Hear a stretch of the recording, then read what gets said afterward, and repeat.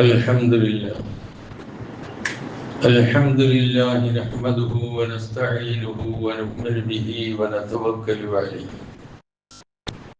ونعوذ بالله من شرور أنفسنا ومن سيئات أعمالنا من يهده الله فلا مضل له ومن يضلل فلا هادي له وأشهد أن لا إله إلا الله وحده لا شريك له وأشهد أن محمدا عبده ورسوله أرسله بالهدى ودين الحق ليظهره على الدين كله ولو كره المشركون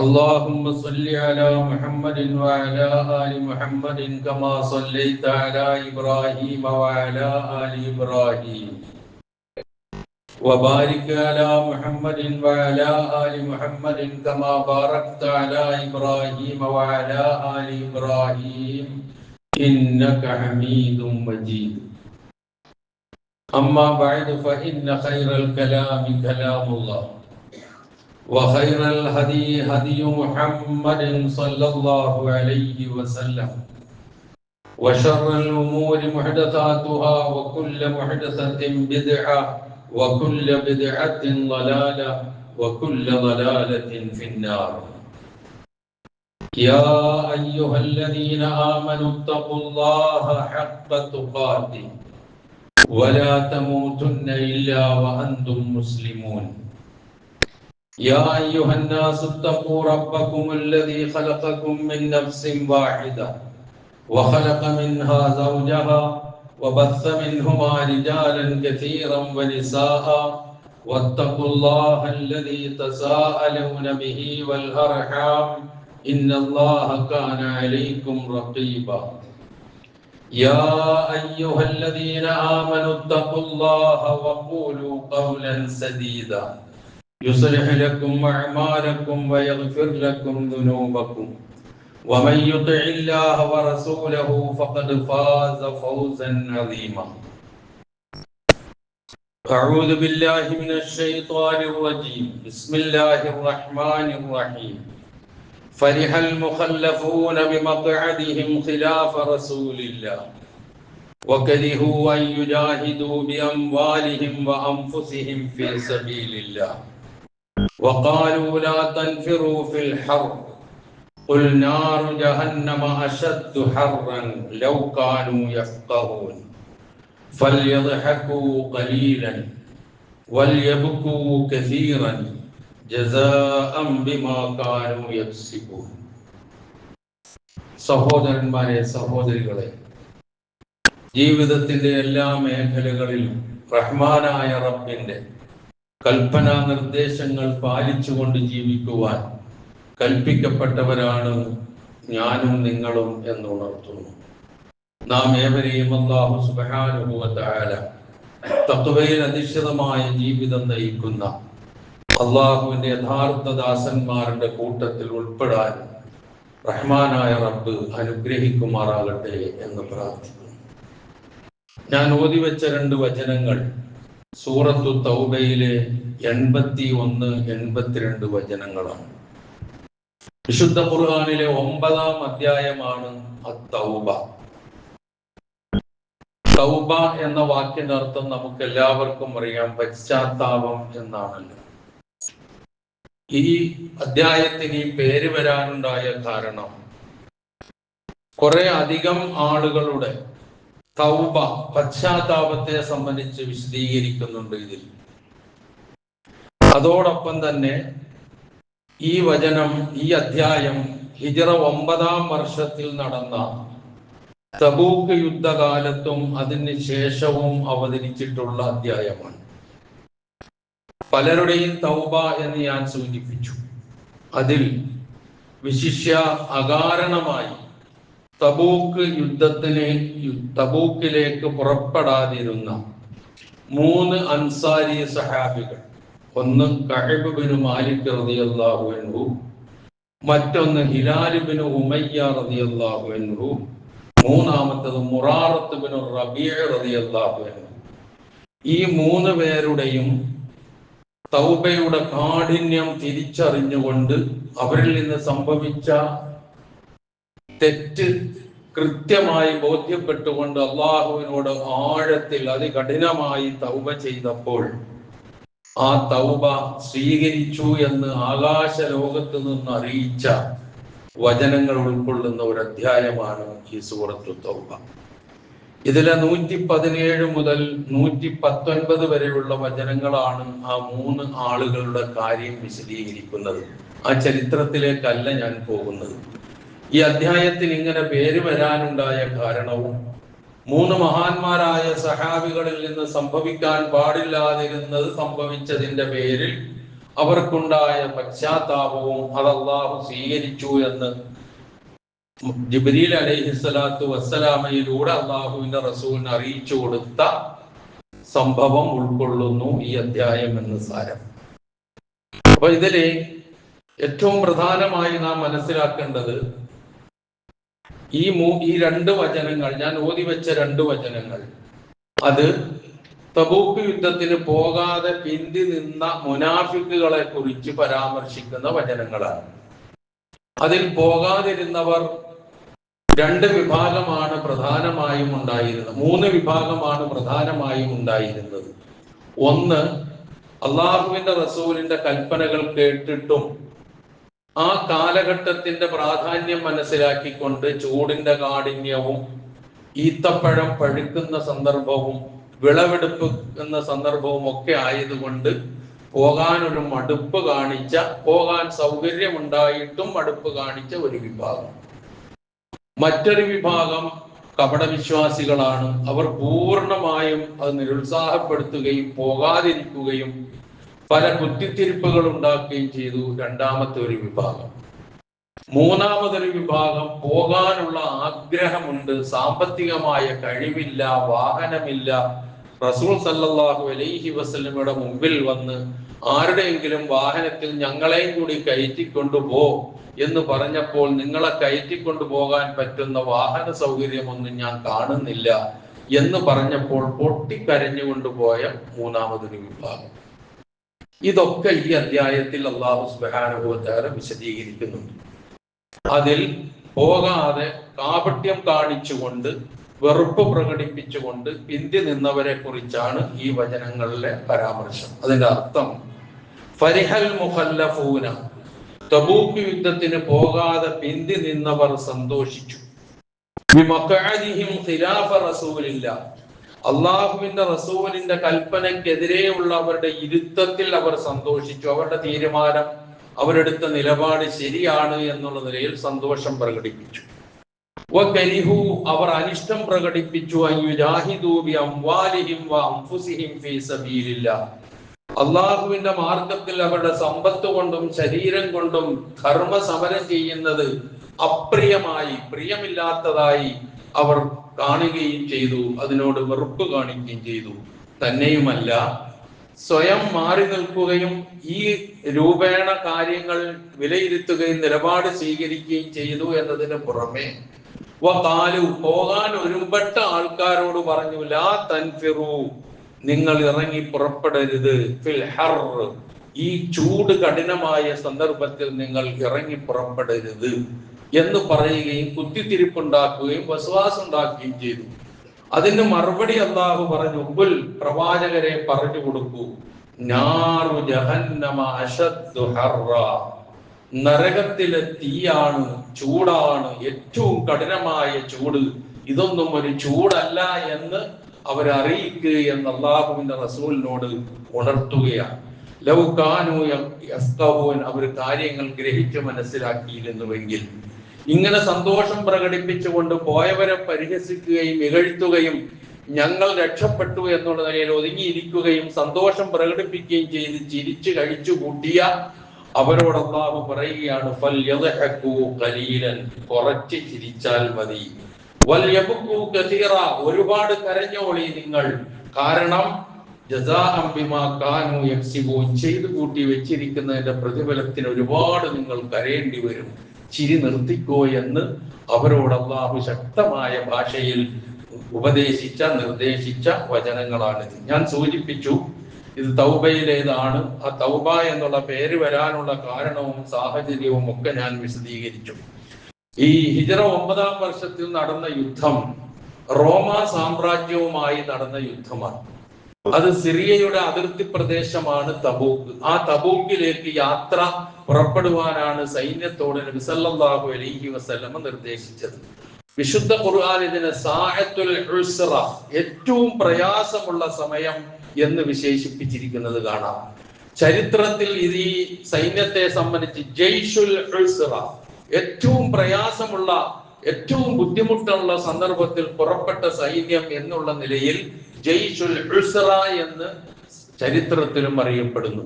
ഇങ്ങനെ പേര് വരാനുണ്ടായ കാരണങ്ങൾ പ്രധാനമായും ഉണ്ടായത് കൊടും വരൾച്ച, ശക്തമായ വേനൽ, അതുപോലെ തന്നെ വലിയ ഭക്ഷണക്ഷാമം, പിന്നെ ഇതൊക്കെ കൊണ്ട് ജനം പൊറുതി മുട്ടി നിൽക്കുന്ന ഒരു കാലം. ഈന്തപ്പനകളാണെങ്കിൽ അതിന്റെ കായ്കനികൾ ഇങ്ങനെ, അതിനാണല്ലോ ചൂട് കഠിനമാകുന്നത്. അതിന്റെ പഴം പഴുക്കണമെങ്കിൽ നല്ല ചൂട് വേണം. ആ പ്രദേശങ്ങളിലുള്ള ചൂടിന്റെ ഒരു പ്രധാന കാരണവും അത് തന്നെയാണ്. അപ്പൊ ആ നിലയിൽ അല്ലാഹു സുബ്ഹാനഹു വ തആല സംവിധാനിച്ച ഒരു സംവിധാനം. ആ സംവിധാനത്തിൽ ഈ ഈത്തപ്പഴം പഴുത്തു തുടങ്ങിയ വിളവെടുപ്പിന്റെ സമയം, ഇതൊക്കെ ഇട്ടേച്ചു പോകാൻ ഒരു ചെറിയ പ്രയാസം എല്ലാവർക്കും തോന്നി. എന്നാൽ സത്യവിശ്വാസികളായ ആളുകൾ ഈ ദുഷ്കരമായ യാത്ര, അസഹനീയമായ ചൂട്, ഈ പ്രയാസങ്ങളെല്ലാം തൃണവൽഗണിച്ചുകൊണ്ട് അള്ളാഹുവിന്റെ റസൂലിന്റെ കൽപ്പനകൾ ശിരസാവഹിച്ചുകൊണ്ട് വിശ്വാസികൾ പുറപ്പെടുകയാണ് ചെയ്തത്. കപട വിശ്വാസികളെ സംബന്ധിച്ചിടത്തോളം മിക്കപ്പോഴും അവരവരുടെ തനി സ്വരൂപം പുറത്തെടുക്കുന്നത് ഏറ്റവും സന്നിഗ്ധ ഘട്ടങ്ങളിലാണ്. പ്രവാചകന്റെ ജീവിതം പരിശോധിച്ച് നോക്കിയാൽ, സഹാബത്തിന്റെ ജീവിതം പരിശോധിച്ച് നോക്കിയാൽ കപട വിശ്വാസികളുടെ വ്യക്തമായ ആ നിലപാട് നമുക്ക് കാണാൻ കഴിയും. ഏറ്റവും സന്നിഗ്ധ ഘട്ടത്തിലായിരിക്കും അവർ പുറംതിരിഞ്ഞു നിൽക്കുക. സ്വന്തം നിൽക്കുക മാത്രമല്ല, മറ്റുള്ളവരുടെ മനസ്സിൽ വസ്വാസ് ഉണ്ടാക്കുക കൂടി അവർ ചെയ്യും.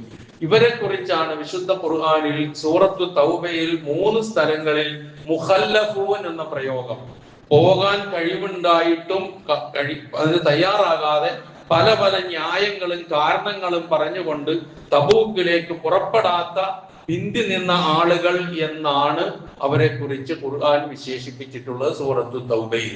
അതാണ് അവരുടെ സന്തോഷത്തെ കുറിച്ച് പറഞ്ഞത്. മറ്റുള്ളവരെ പിന്തിരിപ്പിക്കാൻ ശ്രമിച്ചുകൊണ്ട് പറഞ്ഞ വാക്കെന്താണ്? ഭയങ്കര ചൂടാണ്, നിങ്ങൾ എന്തിനായി ഇപ്പോൾ ഇറങ്ങി പുറപ്പെടുന്നത്?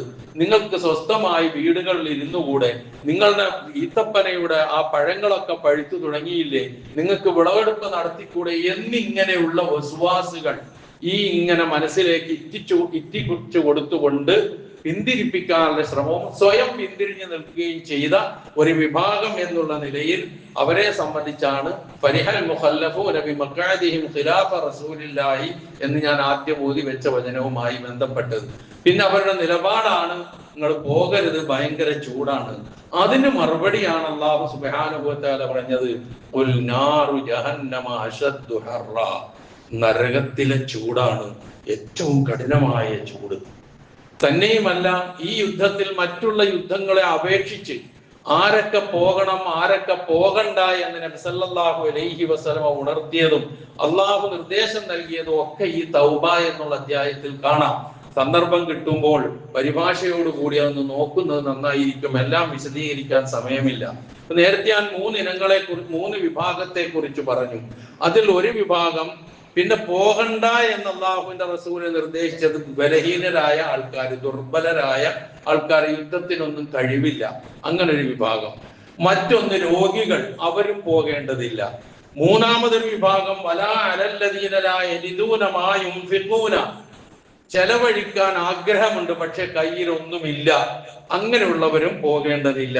അതേപോലെ തന്നെ വലാ അലല്ലദീന ഇദാ മാ അതൗക ലിതഹ്മിലഹും ഖുൽത ലാ അജിദു മാ ഉഹമ്മിലുകും അലൈഹി തവല്ലവ വഅീലുഹും തഫീദു മിനദ്ദംഇ ഹസനൻ അല്ലാ യുഹിബ്ബു മാ തുൻഫിഖൂൻ അല്ലാ യജിദു മാ യുൻഫിഖൂൻ. അതാണ് ഒരു വിഭാഗം. പോകാൻ അതിയായ ആഗ്രഹം, വാഹനമില്ല, ആയുധമില്ല, മറ്റ് സൗകര്യങ്ങളൊന്നുമില്ല, കാലിൽ ചെരുപ്പുകൾ പോലുമില്ല. അങ്ങനെയുള്ള ഒരു അവസ്ഥയിൽ ഈ ചൂട് കഠിനമായ സന്ദർഭത്തിൽ എങ്ങനെ പോകും? ഏതെങ്കിലും ഒരു വാഹനത്തിന്റെ പുറത്ത് കയറാതെ രക്ഷയില്ല, സ്വന്തം വാഹനമില്ല. അപ്പോഴാണ് റസൂലിന്റെ അടുക്കൽ വന്നുകൊണ്ട് പറയുന്നത്, റസൂലെ, ഞങ്ങൾക്ക് പോകണമെന്ന് അതിയായ ആഗ്രഹമുണ്ട്, പക്ഷേ ഞങ്ങൾക്ക് വാഹനമില്ല, ഏതെങ്കിലും ആളുടെ കൂടെ ഞങ്ങളെ കൂടി കൂട്ടി പറഞ്ഞു വിട് എന്ന് പറഞ്ഞപ്പോഴാണ് റസൂൽ സല്ലല്ലാഹു അലൈഹി വസല്ലം പറഞ്ഞത്, ലാ അജിദു മാ ഉഹമ്മിലുക്കും അലൈഹി, നിങ്ങളെ വഹിച്ചു കൊണ്ടുപോകാൻ പറ്റുന്ന ഒരു സംവിധാനവും ഞാൻ കാണുന്നില്ല എന്ന് പറഞ്ഞപ്പോൾ അവർ അങ്ങേയറ്റം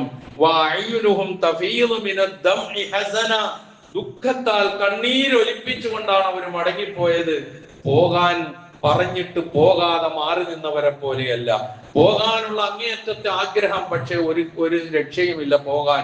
അതിന്റെ പേരിൽ നിലവിളിച്ചു കൊണ്ടുപോയ ആളുകൾ, അവരെ കുറിച്ചും പറഞ്ഞ് ഇവർക്കും പ്രയാസമില്ല, ബാക്കി പിന്തി നിന്നവരുടെ പേരിൽ നടപടി ഉണ്ടാകും എന്നുള്ള നിലയിലാണ് വന്നത്. അക്കൂട്ടത്തിൽ റസൂൽ സല്ലല്ലാഹു അലൈഹി വസല്ലമയുടെ അള്ളാഹുവിന്റെ നിർദ്ദേശം അനുസരിച്ചുള്ള ശക്തമായ അച്ചടക്ക നടപടി കൈക്കൊള്ളേണ്ടി വന്ന 3 ആളുകളാണ് നേരത്തെ ഞാൻ പറഞ്ഞ 3 പേരുകൾ. കഅബ് ഇബ്നു മാലിക്, ഹിലാൽ ഇബ്നു ഉമയ്യ, മുറാറത്ത് ഇബ്നു റബീഅ് അൻസാറുകളാണ് റളിയല്ലാഹു അൻഹും. അവരെ കുറിച്ച് ഒരു വിഷമവും നമ്മുടെ ആരുടെയും മനസ്സിൽ തോന്നേണ്ടതില്ല. അവർ അത്രമാത്രം പശ്ചാത്തപിച്ചു. അവരെ സംബന്ധിച്ചാണ് വിശുദ്ധ ഖുർആൻ പറഞ്ഞത്, വഅല സലാസത്തിൽ ലദീന ഖുല്ലിഫു ഹത്താ ഇദാ ലാഖത് അലൈക്കുമുൽ അർദു ബിമാ റഹബത്, വിശാലമായ ഭൂമി ഇടിഞ്ഞതായി അവർക്ക് തോന്നി. അവരുടെ ഇതിലേക്ക് അച്ചടക്ക നടപടികൾ വളരെ വലുതായിരുന്നു. അതിന്റെ വിശദീകരണത്തിലേക്ക് ഞാൻ കടന്നു പോകുന്നില്ല. അവരുടെ പശ്ചാത്താപമാണ് അള്ളാഹു സ്വീകരിച്ചു എന്ന് ആകാശ ലോകത്ത് നിന്ന് അറിയിപ്പ് കൊടുത്തത് എന്ന് പറയുമ്പോൾ നമ്മളൊന്ന് ആലോചിച്ചു നോക്കുക, അവരുടെ തൗബയുടെ ആഴം എന്തായിരിക്കും. അള്ളാഹു നേരിട്ടാണ് അവരുടെ തൗബ സ്വീകരിച്ചു. റസൂല് അച്ചടക്ക നടപടി സ്വീകരിച്ച ആൾക്കാരാണ്. അപ്പൊ അതുകൊണ്ടാണ് റളിയല്ലാഹു അൻഹും എന്ന് പറയുന്നതിന് ഒരു മടിയും നമ്മൾ വിചാരിക്കണ്ടെന്ന് വിചാരിച്ചത്.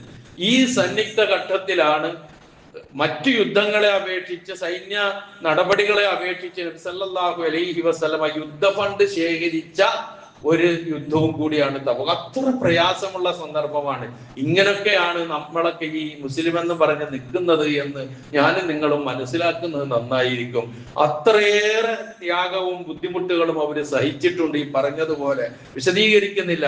അപ്പൊ ആ നിലയില് നബി സല്ലല്ലാഹു അലൈഹി വസല്ലമയുടെ നിർദ്ദേശം പാലിച്ചുകൊണ്ട് ഓരോരുത്തരും അവരവരാൽ കഴിയുന്ന ഫണ്ട് കൊണ്ടുവന്ന് യുദ്ധ ഫണ്ട് റസൂലിന് നൽകിയ സംഭവമൊക്കെ ഈ തബൂക്ക് യുദ്ധ ചരിത്രത്തിൽ നമുക്ക് വായിക്കാം. അക്കൂട്ടത്തിൽ 2 പ്രഗത്ഭമതികളായ ആളുകളുടെ സംഭാവനയെ കുറിച്ച് ചരിത്രം പ്രത്യേകം എടുത്തു പറയുന്നുണ്ട്. ഒന്ന് അബൂബക്കർ സിദ്ദീഖിന്റേതാണ്, മറ്റൊന്ന് ഉമറുൽ ഫാറൂഖിന്റേതാണ്.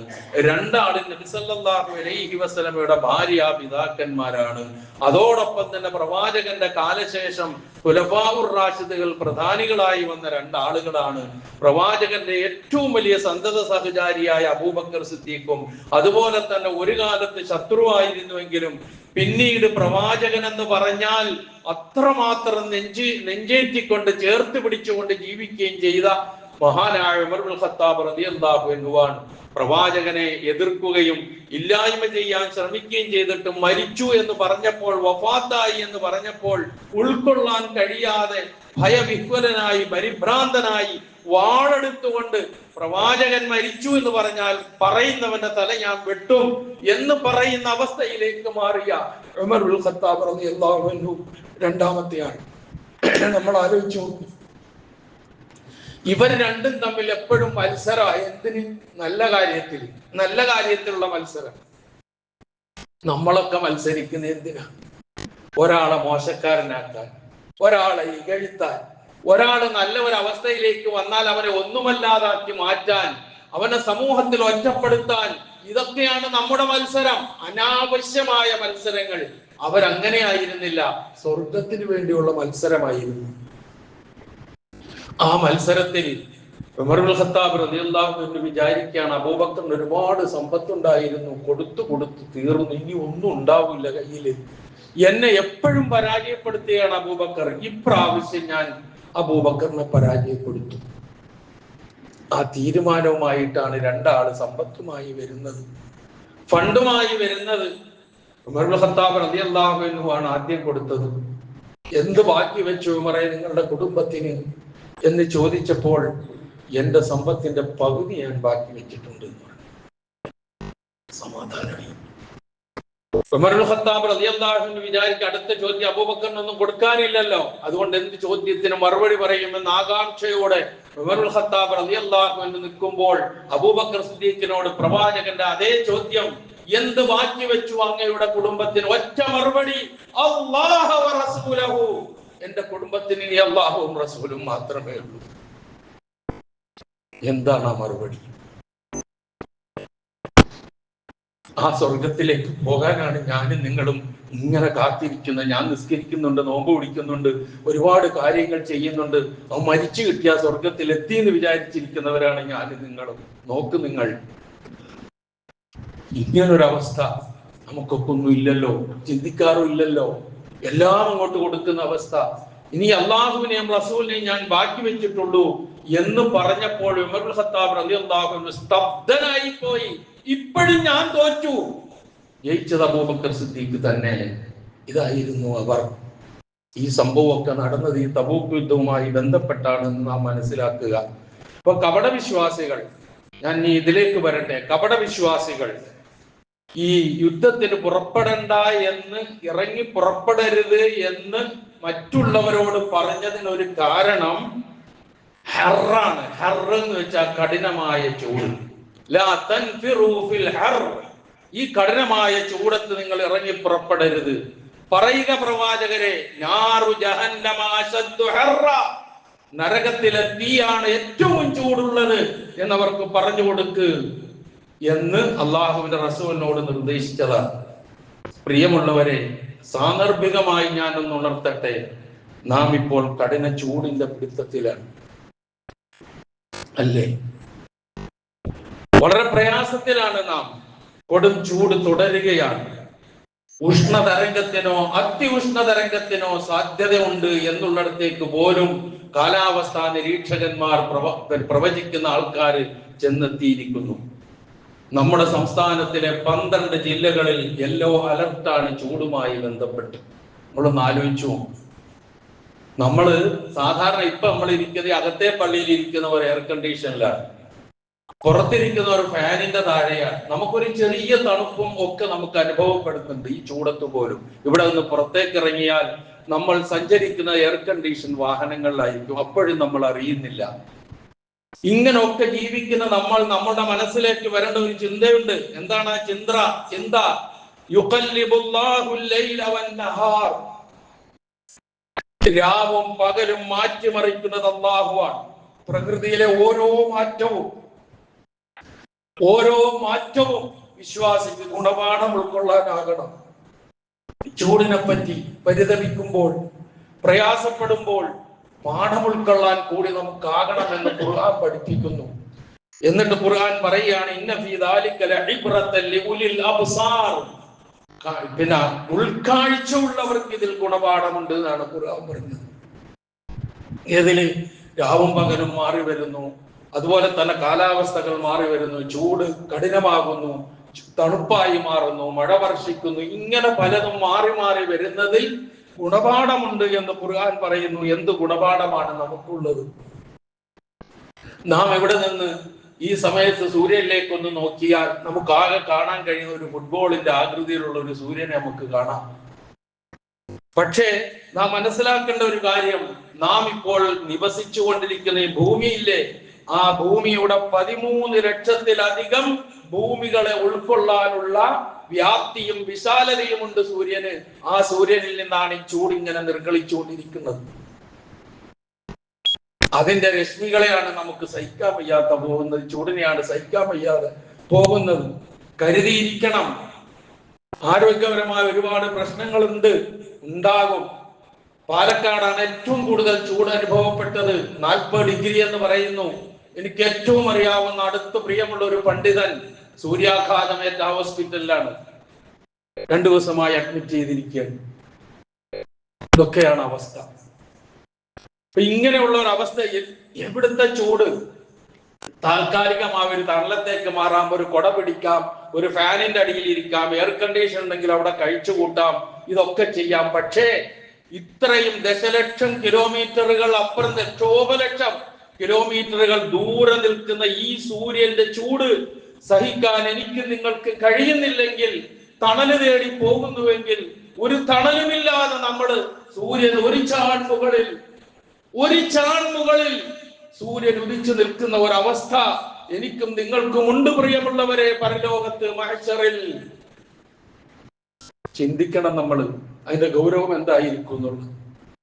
ഇത്രയും ലക്ഷക്കണക്കിന് കിലോമീറ്ററുകൾ അപ്പുറം നിൽക്കുന്ന സൂര്യന്റെ ചൂട് സഹിക്കാൻ കഴിയാത്ത നമ്മൾ ഈ ഒരു ചാൺ മീതെ, നമ്മുടെ മീതെ സൂര്യൻ ഉദിച്ചു നിൽക്കുന്ന ഒരവസ്ഥ, വിയർപ്പിൽ മുങ്ങിക്കുളിച്ചു നിൽക്കുന്ന ഒരവസ്ഥ പരലോകത്തുണ്ടാകാനുണ്ട്. ഒരു സഹായം ഉണ്ടാവില്ല, ഒരു എയർ കണ്ടീഷനും ഉണ്ടാവില്ല, ഒരു കുടയും ഉണ്ടാവില്ല, ഒരു ഇലയുടെ മറ പോലും ഉണ്ടാവില്ല.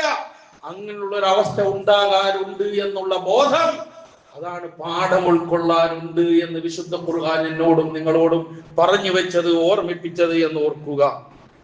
നമ്മൾ സാധാരണയായി ഗൾഫ് രാജ്യങ്ങളിലെ ചൂടിന്റെ ഗൗരവത്തെ കുറിച്ചും അതിന്റെ അവിടുത്തെ കാഠിന്യത്തെ കുറിച്ചും ഒക്കെ നമ്മൾ ആകാംക്ഷയോടുകൂടി പറയുന്നു. പക്ഷേ അതിലേക്കാണ് നമ്മളും അടുത്തുകൊണ്ടിരിക്കുന്നത് എന്നുള്ള കാര്യത്തിൽ യാതൊരു സംശയവുമില്ല. ഇത്തരം സന്ദർഭങ്ങളിൽ ഈ പറഞ്ഞതുപോലെ ഈ ദുനിയാവിലെ ചൂട്, അതിന്റെ അസഹ്യത, അതിൽ നിന്ന് രക്ഷപ്പെടാൻ പകൽ സമയത്ത് ഈ സൂര്യൻ ഉദിച്ചു നിൽക്കുന്ന സമയമല്ലാതെ അത് അസ്തമിച്ചു കഴിഞ്ഞാലും ചൂട് മാറുന്നില്ല. എത്ര അസഹനീയമാണ് നമുക്ക് രാത്രികാലങ്ങളിലെ ചൂട്. എന്തൊക്കെ ചെയ്തിട്ടും, ഫാൻ ഇട്ടിട്ടും മതിയാവുന്നില്ല, ഫാനും AC-യും കൂടി ഇട്ടിട്ട് മതിയാവുന്നില്ല, അത്രമാത്രം ചൂട്. ചിന്തിക്കാനുണ്ട്, പാഠം ഉൾക്കൊള്ളാനുണ്ട്. ആ പാഠം ഇതാണ്, ഏറ്റവും പ്രധാനപ്പെട്ട പാഠം ഇതാണ്. തന്നെയുമല്ല, മഹാനായ പ്രവാചക തിരുമേനി സല്ലല്ലാഹു അലൈഹി വസല്ലം പറയുന്ന ഒരു വചനമുണ്ട്, നാറുക്കും ഹാദിഹില്ലത്തി യൂഖിദു ബനു ആദം. മനുഷ്യൻ ഇവിടെ കത്തിച്ചുകൊണ്ടിരിക്കുന്ന ഈ തീ ഉണ്ടല്ലോ, അത് ജുസുഉം മിൻ 70 ജുസുഅം മിൻ നാരി ജഹന്നം. നരകത്തിലെ ചൂടിന്റെ 70-ൽ ഒരു അംശം മാത്രമാണ്. നമ്മൾ കത്തിക്കുന്ന, നമ്മുടെ അനുഭവിക്കുന്ന ചൂടൊക്കെ ഇല്ലേ, ആ ചൂടിനെ കുറിച്ചാ പറഞ്ഞത്. മരണാനന്തര ജീവിതത്തിൽ നരകത്തിലെ ചൂടിലെ 70-ൽ ഒരു അംശം മാത്രമാകുന്നു ഈ ചൂട് എങ്കിൽ എന്തായിരിക്കും പ്രിയമുള്ളവരെ നരകത്തിലെ ചൂട്? നാറുല്ലാഹിൽ മൂഖദത്തുൽ ലതി തത്തലിഉ അലൽ അഫീദ ഇന്നഹാ അലൈഹിം മൂസദ ഫി അമദിൻ മുമദ്ദദ. ആ വർണ്ണന മാത്രം മതി. എന്താണ് നാറുല്ലാഹ്? അല്ലാഹുവിന്റെ തീ. നാറുല്ലാഹിൽ മൂഖദ, കത്തിക്കപ്പെടുന്ന അല്ലാഹുവിന്റെ തീ, നരകത്തിലെ തീ. തത്തലിഉ അലൽ അഫീദ, നമ്മുടെ ഹൃദയങ്ങളിലേക്കൊക്കെ പടർന്നു കയറും. ഇന്നഹാ അലൈഹിം മൂസദ, അത് അവരുടെ മീതെ മുകളിൽ മൂടിയിടപ്പെട്ടതായിരിക്കും. ഫി അമദിൻ മുമദ്ദദ, നീളമുള്ള സ്തംഭങ്ങളിൽ. പ്രഷർ കുക്കർ, വളരെ ലഘുവായ ഒരു ഉദാഹരണം ഞാൻ പറയട്ടെ. പ്രഷർ കുക്കർ ഒന്ന് ചിന്തിച്ചു നോക്കുക, അതിൽ നിന്ന് അനുഭവപ്പെടുന്ന ചൂട് ഒന്ന് കൈവച്ചു കൊടുത്താൽ ഉണ്ടാകുന്ന അവസ്ഥ.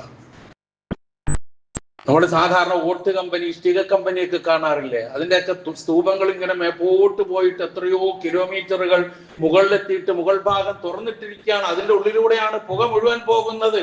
അതങ്ങോട്ട് അടച്ചു കൂട്ടിയിട്ട് അതിന്റെ ഉള്ളിലേക്ക് നമ്മളെ ഇട്ടാൽ എങ്ങനെ ഉണ്ടാകും? ഇവിടെ എങ്കിലെന്തായിരിക്കും അവിടെ? അതാണ് അല്ലാഹുവിന്റെ റസൂലിനോട് മുനാഫിക്കുകളോട് പറയാൻ പറഞ്ഞത്, ഖുൽ നാറു ജഹന്നമ അശദ്ദു ഹർറ. നിങ്ങൾ ഈ പറയുന്ന ചൂടല്ല ചൂട്, നരകാഗ്നിയിലെ ചൂടാണ് ഭയങ്കര ചൂട്, കഠിനമായത്. ആ ബോധത്തോടു കൂടി അവർ ജീവിക്കണം. ഈ പിന്തിരിപ്പൻ നയങ്ങളിൽ നിന്ന് അവർ മാറണം എന്ന് അല്ലാഹു വിശുദ്ധ ഖുർആനിലൂടെ അവരെ അറിയിച്ച വചനങ്ങളാണിത്. പ്രിയമുള്ളവരെ, ആ ചൂട്, നഊദു ബില്ലാഹ്, അല്ലാഹു നമ്മളെ എല്ലാവരെയും കാത്തു രക്ഷിക്കുമാറാകട്ടെ. ഇവിടെ നമ്മൾ പകൽ സമയം ഈ ചൂടൊക്കെ സഹിച്ച് രാത്രിയാവുമ്പോൾ ഒന്ന് AC ഇട്ട് അല്ലെങ്കിൽ ഫാൻ ഇട്ട് അതിൻ്റെ അടിയിൽ വളരെ മൃദുവായ ഒരു ബെഡിലോ അല്ലെങ്കിൽ ഷീറ്റിലോ സുഖമായി കിടന്ന് നമ്മൾ പുതച്ചു മൂടിക്കിടന്ന് നന്നായി നമുക്ക് ഉറങ്ങാൻ പറ്റും. പക്ഷെ നരകത്തെ കുറിച്ച് പറയുന്നത് ലാ വലീലിൻ വലാ യുഗ്നി മിനൽ ലഹബ്, ഒരു തണലുമില്ല. ആ കത്തിജ്വലിക്കുന്ന ജ്വാലയിൽ നിന്ന് രക്ഷപ്പെടുത്താൻ ഒന്നുമില്ല. ഇവിടെ തന്നെയുമല്ല, ലഹും മിൻ ജഹന്നമ മിഹാദ് വമിൻ ഫൗഖിഹിം ഗവാശ്.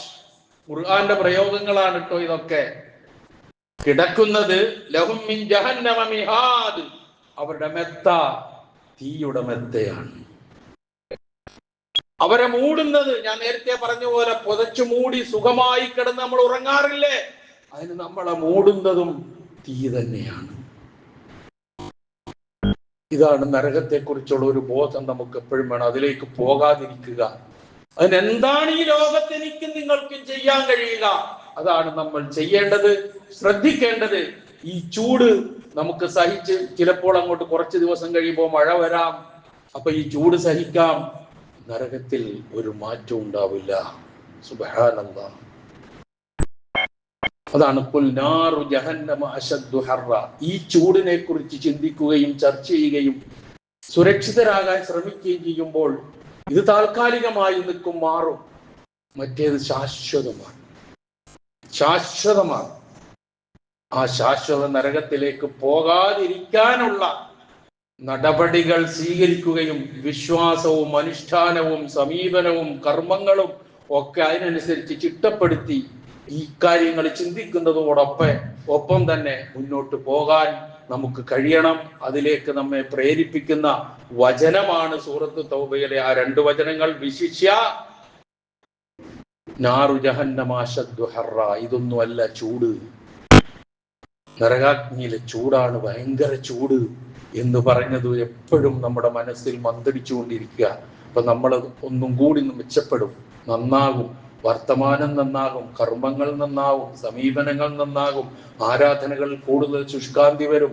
ഇല്ലെങ്കിൽ നമ്മൾ ഇങ്ങനെ പോയിട്ട് അവസാനം അവിടെ എത്തിയിട്ട് കൈയും കാലും ഇട്ടടിച്ച് യാ ലൈതനി എന്ന് പറഞ്ഞിട്ട് യാതൊരു കാര്യം ഉണ്ടാവില്ല എന്ന തിരിച്ചറിവ് നമുക്കുണ്ടാവുക. അല്ലാഹു സുബ്ഹാനഹു വ തആല ഇതിൽ നിന്നൊക്കെ നമ്മൾ സുരക്ഷിതരായി ജീവിക്കാൻ ശ്രമിക്കുന്നതോടൊപ്പം തന്നെ ആത്മാർത്ഥമായി ഇത്തരം പ്രയാസങ്ങളിൽ നിന്ന് രക്ഷപ്പെടാനുള്ള പ്രാർത്ഥനകൾ നമ്മളിൽ നിന്നുണ്ടാകണം. അല്ലാഹു സുബ്ഹാനഹു വ തആല ഈ ലോകത്ത് നാം അനുഭവിക്കുന്ന കഠിനമായ ചൂടിൽ നിന്ന് മോചനം അല്ലാഹു സുബ്ഹാനഹു വ തആല നൽകി അനുഗ്രഹിക്കുമാറാകട്ടെ. ഇതിന് എത്രയും വേഗം മാറ്റമുണ്ടാവുകയും നമുക്ക് താങ്ങാവുന്ന നിലയിലുള്ള അവസ്ഥയിലേക്ക് തിരിച്ചു കൊണ്ടുവരുവാൻ കഴിവുള്ളവനുമാണ് അല്ലാഹുവേ. അതിന് ഞങ്ങളെ നീ സഹായിക്കണമേ എന്ന് ആത്മാർത്ഥമായി നാം പ്രാർത്ഥിക്കുക. അല്ലാഹു നമ്മെ എല്ലാം അനുഗ്രഹിക്കുമാറാകട്ടെ.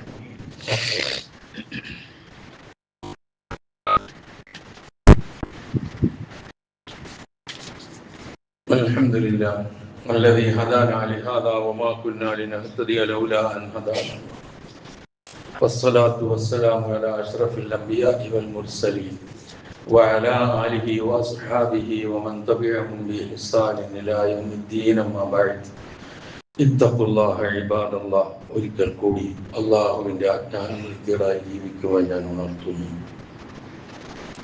ഇഹലോകത്ത് നാം നേരിടുന്ന ചൂടിന് മുൻകരുതലുകൾ ആവശ്യമാണ്.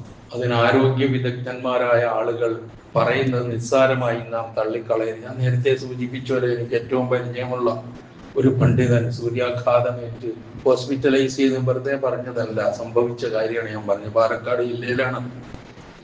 അപ്പൊ അങ്ങനെയൊക്കെയുള്ള അവസ്ഥയാണ്. അതുകൊണ്ട് ആരോഗ്യ വിദഗ്ധന്മാരുടെ നിർദ്ദേശങ്ങൾ നമ്മൾ പാലിക്കണം. നിർജലീകരണം ഒഴിവാക്കണം. അതുപോലെ തന്നെ ഇഷ്ടം പോലെ ദാഹജലം നമ്മൾ കുടിക്കുന്നതോടൊപ്പം തന്നെ മറ്റുള്ളവർക്ക് കുടിക്കാൻ നൽകണം. അത് ജീവജാലങ്ങൾക്ക് പോലും നൽകുക, അത് തടയാതിരിക്കുക. എല്ലാവരോടും കരുണ കാണിക്കുക. ഒരു വിഷയത്തിൽ വെള്ളം പാഴാക്കാതെ സൂക്ഷിക്കുക. അതുപോലെ തന്നെ മരങ്ങൾ വെച്ച് പിടിപ്പിക്കുക തുടങ്ങി ഒരുപാട് ഈ ലോകത്ത് നമുക്ക് ചെയ്യാൻ പറ്റുന്ന താൽക്കാലിക പ്രയാസങ്ങൾ രക്ഷപ്പെടാൻ പറ്റുന്ന ഒരുപാട് കാര്യങ്ങളുണ്ട്. അതൊക്കെ നമുക്ക് ചെയ്യാൻ കഴിയും.